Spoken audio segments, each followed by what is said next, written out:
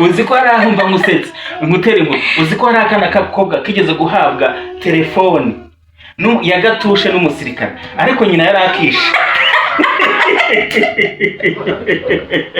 uzi ko nyina yari akishe. nyina yari akishe neza cyane. neza ko kana kakoraga uruhe rwego yari rw'ubutasi. kugeza aho ngaho bwa telefone n'umusirikare. menya urwego menya ko arakorera urwego rw'ubutasi. ubu umusirikare wambaye telefone tugenda usibye kumureperereza yarabimuhereye. ariko nangasa mutwe be namwe ngo mwumva subwo kambanze mbaze nk'abantu mvuga ngo bayobora u Rwanda bavuga ngo bayobora u Rwanda. mwayobora u Rwanda gute mutukana mutyo? mwari bwumve umukuru perezida Paul Kagame w'igihugu wacu, umukuru w'igihugu wacu perezida Paul Kagame atukana? ese mwe mwabagore mutukana ku mbuga nkoranyambaga mwari bwumve madamu w'umukuru w'igihugu atukana? first lady mwari bwabyumve atukana? mwari bwabona abana b'umukuru w'igihugu batukana mukajya mugatukana muratukana n'abantu batabasubiza? ibyo bintu ni umwanda nta n'umuco urimo. ndabibagaye rwose nubwo n'ibijyanye mu byo ko nabagaye. agiye private agereba wenyine kuko ubwo busabwe ntabwo dukeneye kubureba. niba uri umugore uzabureba, umugabo wawe uzabureba, cyangwa nawe ujye ubwirebera. niba uri umugabo umugore n'uzabureba cyangwa nawe ujye ubwirebera. nta muntu ukeneye kure busabwa ari pe. Yes, nkuko twaze tubivayo hano ni mu studio za Inzozi TV1 dukomeje kuganira namwe abari live abari chat bwose dukomeje kuganira hamwe. N'ibyo rero wa mushyitsi wacu twari dutegereje yaje, wa mushyitsi wacu twari dutegereje arahageze. Umushyitsi wacu yatugejeje arahageze, reka tumukaribishe tumuha karibu muri studio za Inzozi TV1. Niko mwiriwe neza? muri aha makuru y'iminsi iminsi myinshi twari tuburanye rwose, abantu benshi ngo bari bagukumbuye. Ubushize rero ngo hari ikiganiro cyanyuze hano ku Nzozi TV1 aho wagaragazaga ibikorwa ukora. none uyu munsi rero twagutumiye tushaka ngo tuganirize ku bijyanye n'umuco.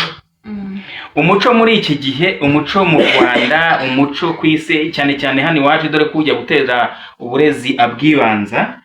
Turahera hano iwacu mu Rwanda twari tuganira ku muco. umuco rero hano mu Rwanda abantu benshi barabona kuntu umuco abantu bari kurirera kuri za TikTok za YouTube za Facebook. ugasanga kuri Facebook cyangwa TikTok cyangwa se na za YouTube hari ibintu byinshi bihaca by'urukoza soni, ibiganiro bibi cyane, gutukana, gusebanya. ukibaza ati se uyu muco turava he tukajya hehe? tugitangira rero reka tugigwe ikaze turaje kukubaza tuti ese wowe umuco mu Rwanda ubona uti? umuco muri iki gihe ubona ukibaho, ubibona wowe ute muri rusange mu mboni yawe? umuco ubona ute? umuco uriho ahubwo warahindutse. umuco uriho ahubwo warahindutse. umuco warahindutse nyine uko ibihe bigenda bihinduka niko n'umuco uhinduka. ntabwo abantu bakiri muri ibyo bindi bya kera. sinzi ubundi umuco washatse kuvuga uwo ari wo. umuco ubundi iyo tuvuze umuco tuzi ko habaho kirazira. ubundi kirazira urazizi icyo iyo bavuze ngo iki kirazira ubu cyumva. kirazira ko umwana muto yakubaho ku muntu mukuru, kirazira kuvuga, gusebanya, kirazira gutukana. ntuzi ko mu muco nyarwanda utabyitoza umwana wawe se? nicyo turi gushaka kuvuga. kirazira rero mbiza mu muco nyarwanda. none wowe umuco nyarwanda mu by'ukuri ubona ute? ibyo nakubwiraga nabona nasobanukiwe neza, ariko umuco ko ibihe bigenda bihinduka niko n'umuco nawe ugenda uhinduka. jyana n'ibihe. umuco ujyana n'ibihe. n'ibyo uvuze ngo bya kirazira, hari abo ubwira ngo iki kirazira ngo reka ngo kiliziya yakuyeho kirazira. ubwo rero ugasanga nyine ibintu byose byagendeye muri bya viziyo byose ibyo byabaye viziyo. ibintu byose ubwiye umuntu ngo reka ngibyo ni analogue, ngo uracyari muri analogue wowe. kandi ngo turi muri digital. ubwo rero nyine bijyana umuco wundi uriho muri rusange, ahubwo umuco wa kera si wo umuco muri rusange uriho, umuco wa kera si wo ubu. Mu mboni yawe se ubona ari uko bimeze? ubona umuco tubyubahe nta kibazo? tubyubahe, twabyubaha. Ibyo bya digitale, ibyo tuvuge ngo tujyane n'igihe, twakabyubashye, ariko hari aho bijya tukabona none si ngombwa ko tubyubaha. aho tujya tukabona none ntabwo bikwiye. nko ku masosho media hari aho umuntu ajya nyine akibagirwa umuco noneho burundu. niba umuco ugendanwa n'ibigezweho nyine, n'ibigezweho n'iki, urebye hari ibintu udakwiye kuba wavuga ngo ibi bigezweho. Okay, uyu mushyitsi wacu rero turaganira nawe ku bijyanye n'umuco, ariko ntabwo yatwibwiye, ariko icyo abazi ku cyuri ngira bamuteye imboni. Reka twongere tuguhe umwanya wo kwibwira kugira uze kuganira n'abantu bazi neza, hari abatakuzi. Tugahe karibu banza ubibwire. Ntabwo banzira. Njye ndi Pocholi nk'ibisanzwe. abantu mwese munzi ku masosho media munzi kuri Pocholi. Kari kwera Pocholi, nkamereye mu Bugesera kuruhuha. Ntago ari ubwa mbere nje muri studio za Inzozi TV hano, ndahasanzwe sindi mushya cyane, gusa kubambonye bwa mbere tumenyane. Ndabasuje cyane. Okay, nari mbonye muri hasi muri comment section bari kwandika bati uwo mushyitsi ntabwo twashe kumenya ari we, niyo mpamvu tumuhaye umwanya wo kwivuga. Hamwe n'ibyo rero reka dukomeze tuganire nawe. None se Pocholi, wowe uratubwira mu mbone yawe ko umuco umuco iyo ubonye abantu ubundi cyangwa se umuco ni iki? Umuco ni amategeko agenga societe runaka bitewe akarere ahaturuka ni iki. Umuco bagasanga bafite umuco wabo, umuco wo kubaha, ikinyabupfura aricyo kibaranga, barangwa n'urugwiro, gukunda abantu, kugira gute, hari ibintu bidakorwa. Ariko se muri uyu minsi wowe ubona ko muri iki gihe cya none umuco ukiriho? Ku bijyanye n'ikinyabupfura, ikinyabupfura rwose nta hantu kikiri pe muri uru Rwanda rwacu. Sinzi nimba ari ku isi hose ko ikinyabupfura nta hantu kikiri. Cyariburiye mu Banyarwanda burundu. Mu Banyarwanda ikinyabupfura cyarabuze pe, habe mu babyeyi bakuru, habe mu bana, nta kinyabupfura. Have se mbwire aturanyarukira kuri YouTube ugasangayo abapapa bakuru, abamama bakuru batukana ibitutsi nyandagazi. Ugasanga abana bato urubyiruko rw'iki gihe rurimo ruratukana ibitutsi nyandagazi. Ugasanga ababyeyi bakuru barimo barasubizanya n'abana bato babyaye buzukuru babo. Gusa umuco uracyari he? Abakigishije umuco nabo ubwabo ntibawufite, nabo barawutaye. abo bana bo bari kubyiruka umuco wumva bawukura hehe? Bo ni wana barenganya rwose, ahubwo barenganya ababyeyi bakuru bari ku mbuga nkoranyambaga bari gutukana, abiyambura ubusa. Ni byinshi. Yani wowe icyo ushaka kuvuga uravuga ko n'ubundi abakatanze umuco, abagatanze ubwo burere nabo bwabo barawutaye. Bivuze ko abavuka none abana havutse ejo hashize nta muco nabo babona, ko nta muntu wo kubigisha babonye. Ibyo babigishije nibyo bafashe, nta muco ntawe ukibaho pe. Nubwo nzo mu bitabo bya kera habayeho n'iki umva. Kera habayeho nyine mu bitabo umuco umeze gutya na gutya, nawe ronye kibona. Bya bindi nabonye nyine ababyutse imbere yanjye, wa muco nasomye mu bitabo nawe nabasanga. Nanjye yo kwibona cenga ugasanga birananiye. Uwo mbyaye nawe agasanga na nyina nta muco afite. Ugasanga yo kwibona cenga biramunaniye. Amanaginzi ibyo wamweretse ku managinga bimworoheye. Ku muco icyo ube muri noza digital. Bishatse kuvuga rero iyo mu mbone yawe ubona ko abakigishije umuco ngo niwo bawutaye, abakuru nibo twagombye kuba twigiraho. Yego barawutaye. Twagombye kuba twigira ku bantu bakuru cyane. Niba twigiraho kuko twigira kuri ba mama wacu, ku papa wacu. ababyeyi bacu muri rusange, Kubaturuta, abaturuta, abatubanje nibo bagombye kuba batanga umuco. Ariko se tujye ku rundi ruhande, wakomeje uvuga ngo social media. Iyo tuvuze social media twumvamo YouTube, twumvamo za Facebook, za Instagram, za TikTok n'izindi. None se wowe ubona nta ruhare zifite mu kwangiriza umuco izo mbuga nkoranyambaga? Imbuga rero ntabwo ahanini ntabwo zo zifitemo uruhare ni izo mbuga zakozwe n'abantu, sibyo? Zikozwe n'abantu bazikorera ibintu wenda byo kubona imbuga ni ihererekanyamakuru, sibyo? Ihererekanyamakuru isangiza ry'ibintu runaka, ariko bo barenga bakarikoresha nabi, sibyo? Bo bazikoresha ibijya itaragenewe gukorwa.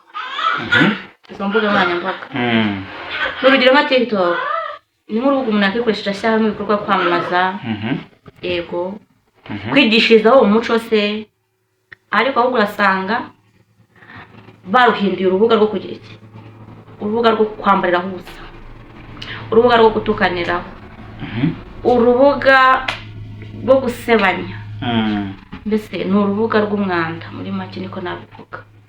Usanga umuntu uri gukora ibyagenewe urwo rubuga ni 1%.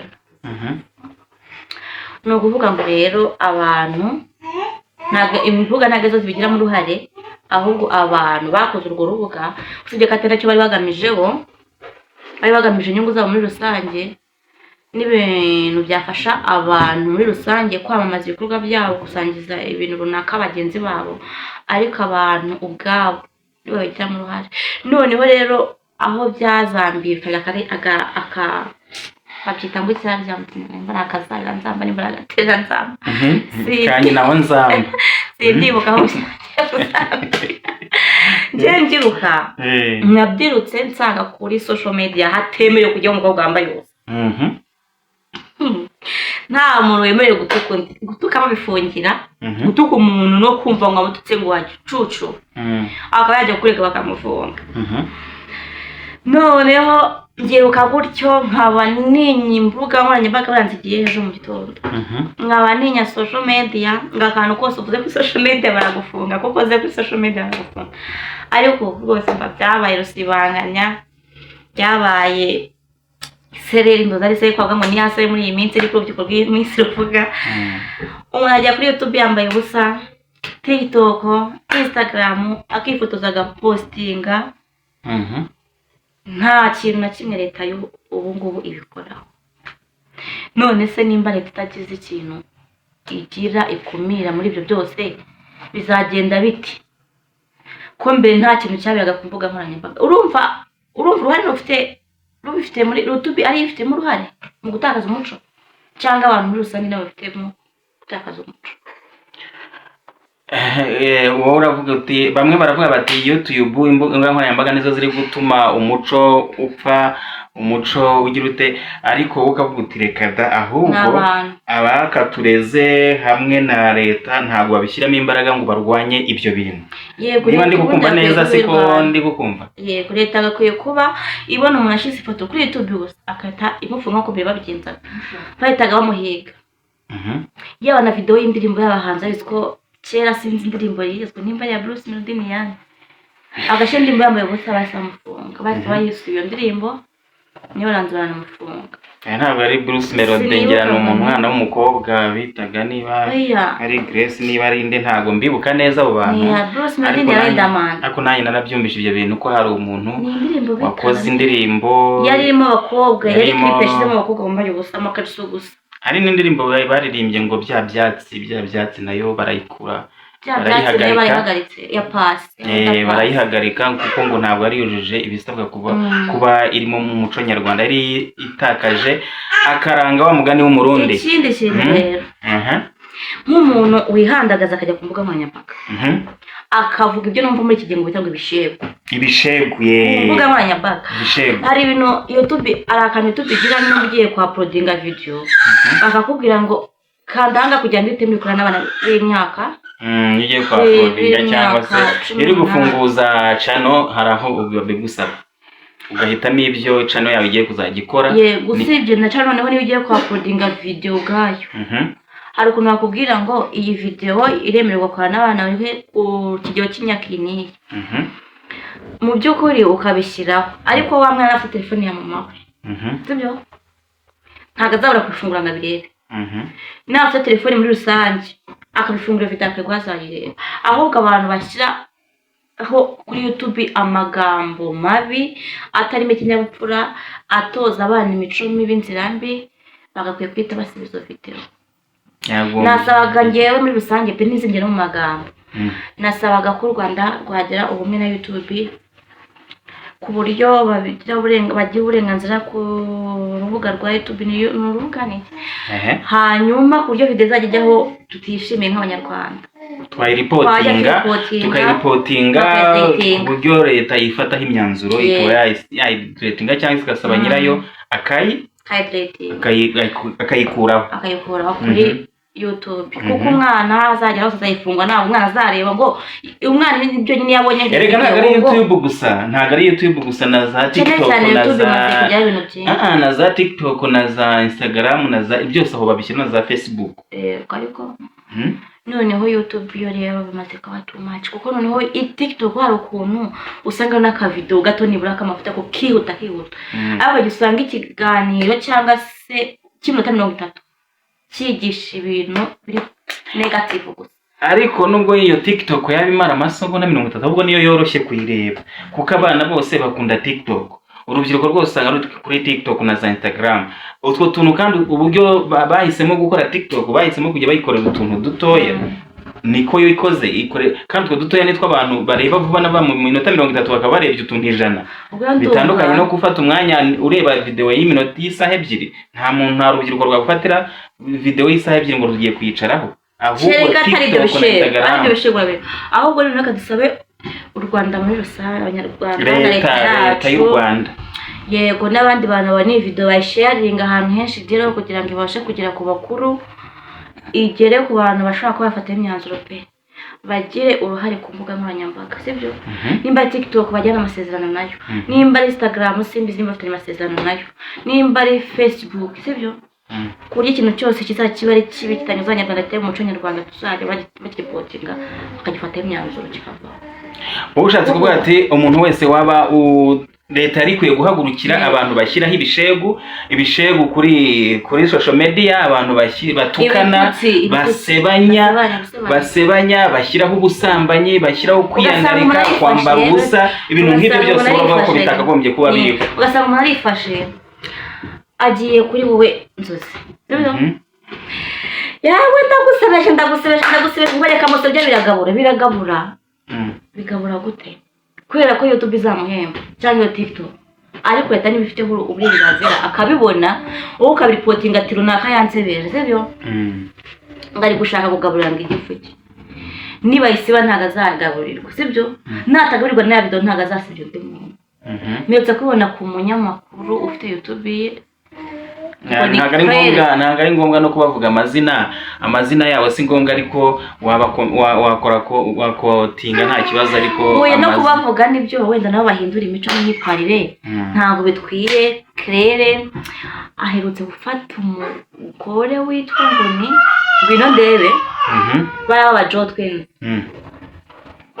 nimba uramufatanya ngo witwa Sabe ngo bacanye inyuma ku bagore n'abagabo babo Claire agiye haramwandatsiwe ngo reka mvuge birangaburira ngo reka ngo umuntu urangaburira ngo reka mvuge ngo ngize Imana ngo mbonye ngo ubundi se ngo yamaga umwanya wo kumva umubanga aramubuze aramwanditse reka mubwire ibyo bintu ubwo bwe ngwino ndi ajya kuri reporting ko ajya kumurega kuri reporting Rwanda rukaba rwagiranye amasezerano na YouTube nanjye kiganiro cyakwakiye kuri YouTube igihe kingana kuriya ariko ntago ngiye mbibona ko ariko byakagenze ubundi yabungira abagabo nyumva tuganire kuri iki kintu ntago ariko mbona ariko byakagenze kubera ko YouTube nayo iyo reporting nk'ubu ufashe uripotinze uri kuvuga nanjye nkamuripotinga nuraka iyo babaye abantu bageze kugira ngo ni 10 basaba YouTube bisaba abantu 10 baripotinga iyo channel kiri ko yashyize ikiganiro kiri violence kibangamiye imibereho n'ubuzima bwa muntu muri rusange cyangwa se bw'abantu muri rusange. Icyo gihe rero iyo babonye ko harimo violence ya bahita bagira bate violence ya bavuga violence muri izo ndimi z'amahanga violence. Iyo basanze ikiganiro cyawe kiri violence ku bantu, YouTube ihita igukura ku murongo, chano yawe ukayibura. Ndumva byaba ari byiza bijya bibaho. Ariko leta ntago ariyo yakagiye kuvugana na YouTube, ahubwo leta nayo ifite ububasha bwo kuba yaguhamagaza muri RIB. Urumva leta ubwo basha bufite ko kitakibishyiramo umuhanda. Ariko leta harabigihamagara oya yacetse intege. Leta harabigihamagara, ndabazi benshi igenda ihamagara ikababaza impamvu bakoze ibyo bintu, bakoze ibintu biri violence ku buzima bwa muntu sose nyarwanda.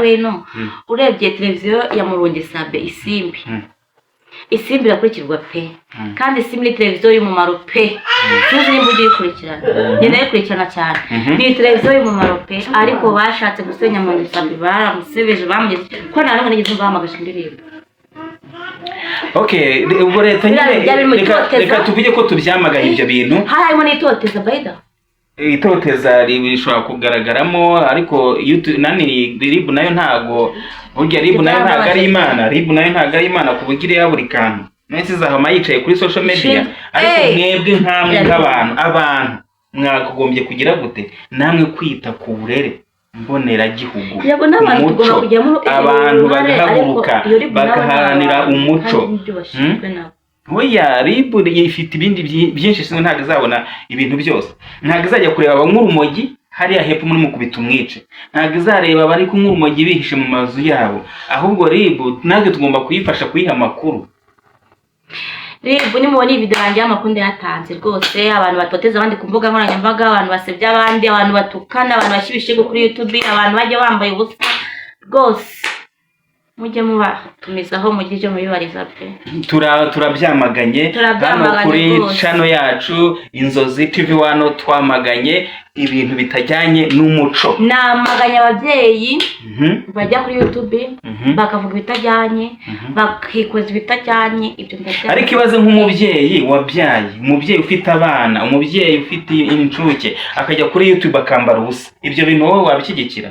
Erega niba utanambaye basambikana ururimi rwawe. Nyine ndakubaza afite abana bari buze kureba aho yambaye ubusa, bari buze kureba ibigambo ari kuvuga ibishego, ni umuco uri kubatoza.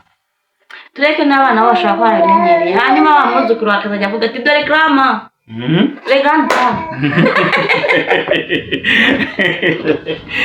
Nyine ibaze na ikibaze, nibyo nakubwiraga. Ubona umuco, ikiganiro twaganiraga twibazaga ngo ese mu Rwanda ubona umuco ukiriho? Umuco ntabwo kiriho pe, ahubwo twakweke kugira mu muco garuka. Nicyo rero dushaka. Abantu bakuru, ababyeyi, turabahamagarira guhaguruka mugasubira ku isoko, akaranga kanyu, akaranga k'umuco nyarwanda tukagaharanira.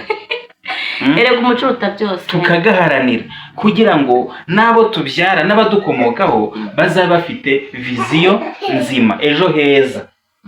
Uranyumva neza? Bazabe bafite ejo heza. Ejo heza rero ngubu ni ukubyuka umwana w'umukobwa, sinzi siko bageze kubivugaho, ugasanga umwana w'umukobwa ngo yifotoje gutya, ngo yashize amabono kuri TikTok, ngo amabere, ngejo akabyuka afite iPhone, akabyuka afite imodoka. Ngaho uwo muco rero sasa nyine ngewe icyo gihe ngewe ukuntu mbibona nk'ubucuruzi, kandi igicuruzwa kigomba kwiyabonesha hariya. Urumva iki bakabishyira kuri social media, ibyo bibuno byabo, ayo mabere yabo, noneho abo bagabo bababona bakabakunda, bamara kubakunda bakabugurira ayo ma iPhone. Ni ukuvuga ngo ni babihinduye ibicuruzwa. Urumva ni ukuvuga ngo abantu bahindutse ibicuruzwa, abana bato, abana b'abakobwa.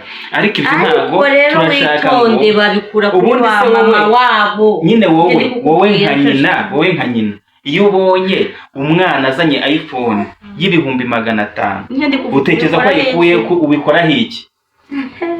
Nsubiza, ubikoraho iki? Ngewe kwako nta bana bakuru ndagira, kandi nta iPhone nashiriye mama wanje ngambe yambaza ariko da ubu se nyine nakubwira ko yayikora iki keretse umwana nyine amara kuba mukuru cyangwa se ariko njye mama njye yaranyaga nari nzi ikibi n'ikiza. Uzi ko hari aho mva musetse nkutera inkuru, uzi ko hari akana k'akobwa kigeze guhabwa telefone ya gatushe n'umusirikare ariko nyina yari akishe. Uzi ko nyina yari akishe? Nyina yari akishe neza cyane. Neza ko kana kakoraga uruhe rwego yari rw'ubutasi. kugeza aho ngaho bwa telefone n'umusirikare. Menya urwego menya ko arakorera urwego rw'ubutasi. Ubu umusirikare wambaye telefone ati genda usige kumureperereza yarabimuhereye. Ariko yes, hano rero ni ku Nzozi TV1 aho tugomba kubagezaho ibiganiro byinshi bitandukanye kandi byiza. Uyu ni wa mutumirwa wanyu Pucuri twari twabatumikiye ngaze abaganirize ku bijyanye n'umuco, ariko ikintu avuga kizima nuko nawe abona kitagenda neza.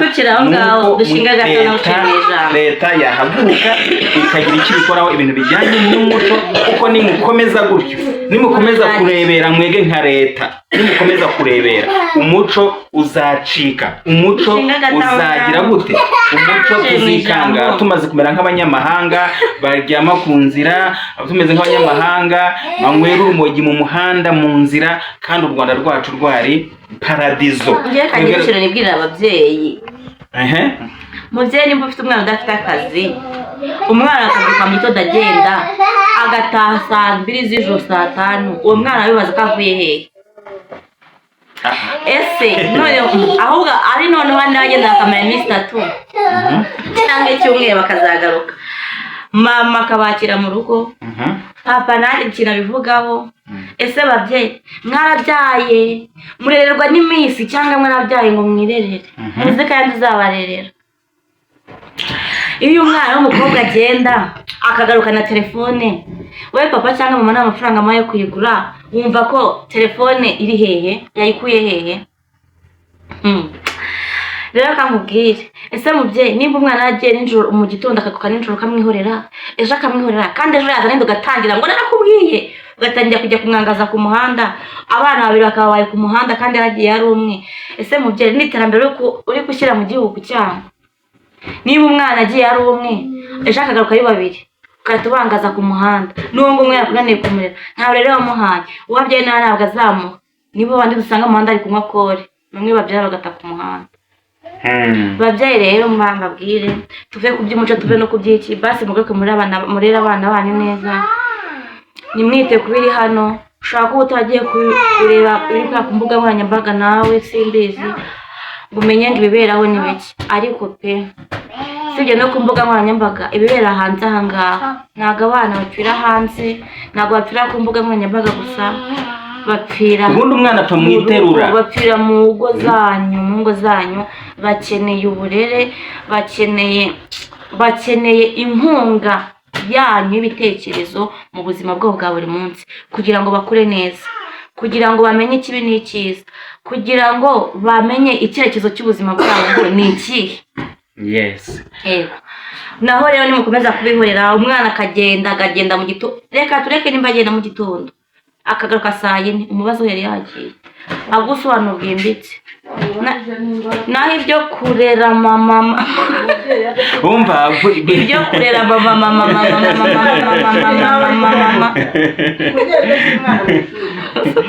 no kuvuga ngo umwana ugomba kumenya uburere bwe. Uretse gatubwire, umwana w'umuhungu nawe ntabwo navugaga ku mukobwa gusa, umwana w'umuhungu nawe nagenda mu gitondo agaruka saa 12 atararenza imyaka 18, wemeye kumubaza aho yarari. Nimba arengeje imyaka 18 ntuzabimubaze 2-3, uzahita umubwira ati rero urakuze, jya gushinga urwawe rugo, jya gushaka urugo rwawe ubamo wigenge, kuko nk'umubyeyi w'umumama Kamimo ntabwo yajya uragwana n'umwana w'umuhungu mukuru, sibyo? Yego nta mwana ukura ku mubyeyi, ariko hari aho reba ukabona ntago wahora utungana n'umwana. Rega nano wari gutungana no kumuganiza witonze. N'umupapa nawe buriya abagabo babiri mu rugo ntago hamutungana n'umwana, abazungu bo bamenye ubwenge, mwagize imyaka 18 bamusohora mu nzu bakamwirukana akajya kwibana. Ubwo rero abo bana b'abahungu nibo bagenda mwabareze mama ugasanga batangiye gupfumura amaso, kwa nta discipline mwabahaye, nta kinyabupfura, ntaki niwe bari kunywa ibimogi, niwe bahindukira bagatera abana b'abakobwa amada. Mugire ikintu mubikoraho, tugire igihugu gikeye cyuje umuco kirimo isuku. Erega izi mpande zose ubona ku muhanda ziba zateje akajagari mu mujyi, ziba ari umwanda. Ntabwo baba bakiri abana, ntabwo baba ari umwanda. Ni umwanda ngiye kubona ngo oya wakosora iryo jambo, ntabwo umuntu ajya w'umwanda, iryo jambo ryo warikosora. Ntabwo umuntu ari umwanda ariko babyateje umwanda. Biba byateje uzareba isura twabivuga mu kinyarwanda cyiza cyangwa muco, biteza byerekana isura mbi mu ruhando mpuzamahanga. Utanyumva nawe ngo ugiye munashatse kwita umwana, ahubwo ni umwanda. Biba byateje umwanda, ugasanga abana bahindutse amarine n'abana 30 baraje bahagaze nko kwibaraza y'umucuruzi runaka. Ibyo ntabwo ari umwanda. Umwana akakora muri rimwe kivukanye na kimwe nakoranye nasanga byakamuta muri rigori. Yakoresha isura mbi. Isura mbi niyo yumvikana mu Kinyarwanda. Isura mbi. Shaka mbabwire babyeyi, mu abana banyu uburere, nimuha umwana wawe uburere bukwiye, urabahaye n'umwuzukuruza uburere, uzaba utanze inkunga ikomeye ku mwana wawe, uzaba utanze inkunga ikomeye ku gihugu cyawe, umuryango ndetse n'ahazaza. Ariko twabivuga, ariko hamwe n'ibyo rero reka tuvuge tuti nizera ko icyo kiganiro utanze gishobora kuba umusada mwiza, gishobora kuba inkunga nziza kuri sosiyete nyarwanda, sibyo Pucyuri? Yego, ariko rwose mwihangane ababyeyi mu nyumve, abantu mwirwa mutukana kuri social media, namwe bakobwa mwirwa mutukana kuri social media. Hari ibintu byate byo kuri TikTok kujya gukora ngo bari live. Ugasanga hariho haraberaho ibiganiro, mana yanjye ntamenye ubwoko bwabyo. Ego, ikindi niyamye bari abantu bose ngo b'abanyapolitike bajya ku mbuga nkoranyambaga bagatukana. Mukore politiki mu buryo bwiza, nta gitutsi kirimo. Iyo nta politiki irimo, nta kujya ugasanga muri kwita abantu ng'imiseganga amabyingi, iyo ni politiki. Ntabwo njye bashyigikiye pe. Mukore ibiganiro byubaka, mukore politiki neza. Politiki iremewe ku isi hose, ariko nta gitutsi cyemewe.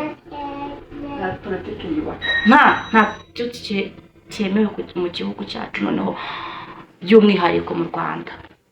Gutukana rwose pe ntacyo bidufasha, ntacyo bitwungura nk'abanyarwanda. Nkamwe ngo mwumva subwo kamanze mbaze nk'abantu mvuga ngo bayobora u Rwanda, bavuga ngo bayobora u Rwanda. Mwayobora u Rwanda gute mutukana mutyo? Mwari bwumve umukuru Perezida Paul Kagame w'igihugu wacu, umukuru w'igihugu wacu Perezida Paul Kagame atukana? Ese mwe mwabagore mutukana ku mbuga nkoranyambaga, mwari bwumve madamu w'umukuru w'igihugu atukana? First lady mwari bwabyumve atukana? Mwari bwabona abana b'umukuru w'igihugu batukana? Mukajya mugatukana, muratukana n'abantu batabasubiza? Ibyo bintu ni umwanda, nta n'umuco urimo. Ndabibagaye rwose, none ibijyanye mu byo nabagaye. Pucyuri rakomeje kubagaya agaya abantu batukana ku mbuga nkoranyambaga, kuri social media, aho ahantu hose abantu bahurira ugasanga abantu baratukana bidahuye n'umurongo barimo. Niba ari umurongo wa politike, kora politike uyikore mu nzira nziza, ariko ureke iyo gutukana. Ikindi, niba uri umubyeyi, tanga ikiganiro cyafasha sosiyete, urubyiruko rw'uyu munsi n'ejo hazaza, ariko ureke gutukana no gusebanya. Were kwandagaza abagenzi bawe no kubaharabika. Ibyo hano kuri TV, ku Nzozi TV 1 turabyamaganye, kandi dukomeje kwamagana n'abantu bashyira amafoto y'urukozasoni hanze ku mbuga nkoranyambaga. Ibyo bintu niba bigufitiye akamaro, ujye ubirebera muri salo cyangwa mu cyumba iwawe. Ajye privacy, ajye reba wenyine. Byose ubwo yaba bishyize muri album, ajye privacy, ajye reba wenyine.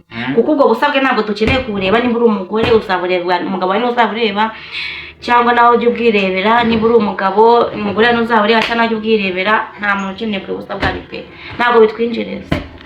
hamwe n'ibyo rero hano ni ku Nzozi TV1 aho Picyuri yari yadusuye atuganirije cyane amagambo meza, ariko yari yarakaye kuko ngo mumaze iminsi mumugeze aha. So namuciye mu ijambo, ikindi kintu numva nanjye kingeza abanyamakuru muhereza interview Jackie, mukemera namwe gupostinga kwa protinga bya biganiro aba yavuze birimo amagambo asebanya, imvugo nyandagazi, mukemera mugapostinga muri gufasha societe cyane. Yego yagize ihungabana, yarigize ate? Yaragize ejo umwe akamwakira undi akamwakira, mwumva n'ibigambo bari kuvuga. Mumufate mumujyane muri rihabu cyangwa mumujyane mu wakasa mukasoringa, ariko mwe kumuzana kuvuga ukoze hasi unyibutse ibuye, hari ibiganiro bimaze iminsi ku mbuga nkoranyambaga ngo ibyo gukubita imipuri, ngo ibyo gukubita iki, ibyo bintu wowe wabyumvise ute? Nabyumvise nabi rwose, nonsense. Ikindi kintu abandi bantu ngo gukubita imipuri ibyo bintu birirwamo, n'abandi bantu ntibagiye kuvuga uyu munsi nabahagurukiye. Niyo message irimo muri ibyo bintu? Message irimo niyo kwica abana, urubyiruko rw'i muri iyi minsi, nta kindi rugamije. Abana b'u Rwanda, ejo hazaza h'u Rwanda, nta kindi no kwica u Rwanda rwacu.